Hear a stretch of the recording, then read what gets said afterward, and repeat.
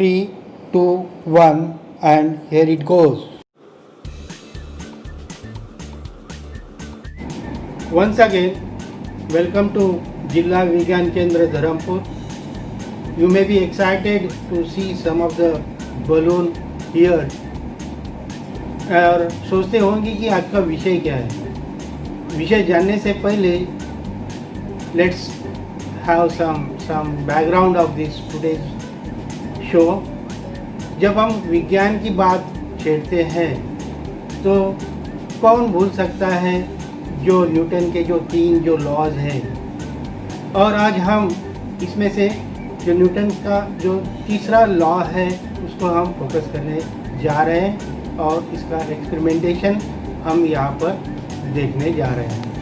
Newton's third law, for every action there is an equal and opposite reaction. To explain this wonderful Newton's third law, straw से जुड़ा हुआ एक balloon जो centre पे या pivot के सेंटर के ऊपर इसको बैलेंस किया है. और हमें यहाँ पर क्या करना है कि इस बलून को हवा से भरना है और भरने के बाद इस बलून में से हवा को छोड़ना है. When the pressure inside the balloon becomes higher than the pressure outside the balloon, the air will try to push on the balloon and propel balloon in opposite direction. हवा से भरा हुआ balloon and it is ready to fly. The air escaping from the balloon produces a forward motion called thrust. Balloon rocket experiment is a easy science experiment that helps us to understand about Newton's third law of motion.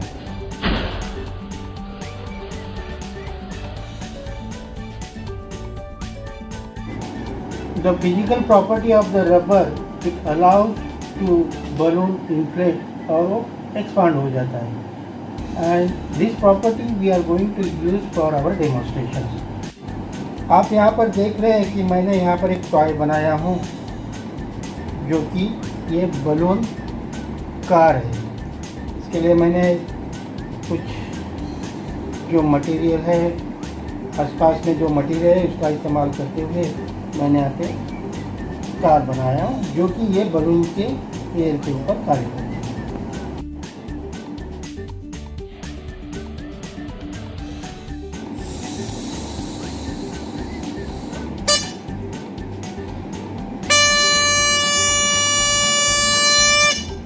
Generate the sound because of the vibration. तो एक simple सा science हम इस balloon activity में से देखा कि just to build the sound we need the vibration. सोच रहा हूँ कि मैं इसकी सर्जरी करूँ. Let me do this surgery. अब मैं थोड़ा सा चेंज कर रहा हूँ.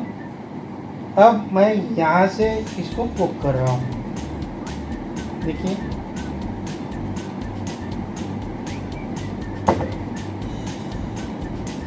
बिल्कुल यहाँ पर मैं सक्सेस हो गया हूँ.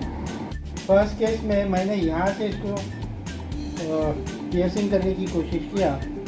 ये जो एरिया है दैट इज़ ऑलरेडी स्ट्रेच और स्ट्रेचिंग ज़्यादा होने के कारण it is not possible to pierce the needle.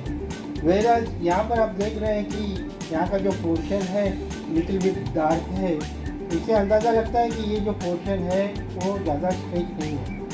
And that's why it is possible to pierce a needle in the balloon. This is the science.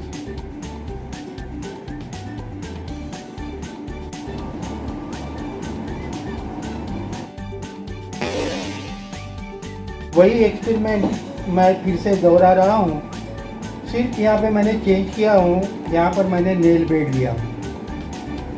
मकसद यही है कि इसका मैं एरिया बढ़ाया हूँ. और जब मैं एरिया बढ़ाता हूँ तो देखिए इस पर क्या असर होता है. देखिए मैं इसको प्रेशराइज कर रहा हूँ फिर भी ये बलून नहीं फट रहा है. Because the pressure distributed on the large surface area and that's why ये जो बलून है वो फट नहीं रहा है. This is the real science. And because of this effect ये बलून जो है वो फट गया। Liquid nitrogen has an extremely low boiling point of approximately -196 degrees Celsius. When it boils, it becomes nitrogen gas, which has more volume than when it was a liquid. This balloon goes on big, big and finally pops. एक challenging experiment के साथ मैंने यहाँ पर 2 balloon लिया हूँ। One balloon is filled with more air than other. अब मैं इस हवा को छोड़ रहा हूँ, दोनों कनेक्टेड है। अब मैं इसका कनेक्शन निकाल रहा हूँ। So what do you expect?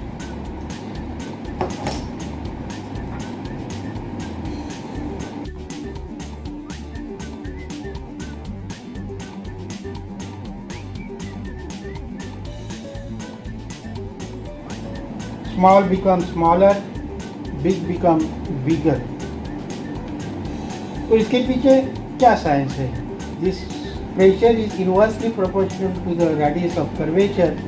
So small balloon के अंदर प्रेशर ज़्यादा एक्सर्ट हुआ और इसके वजह से जो हवा है स्मॉल बलून के तरफ से बिग बलून के तरफ बह गई।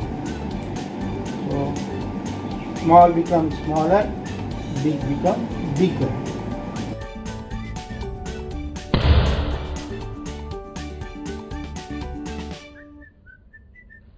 अब मैं लेकर आया हूँ बलून और इसके अंदर पानी लिया हूँ।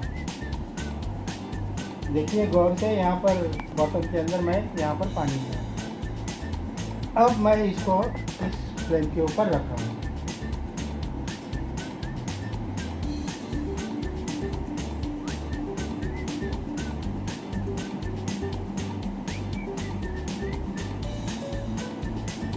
देखिए यहाँ पर बलून फटा नहीं, तो आपको सोचना है और इसका जवाब देना है।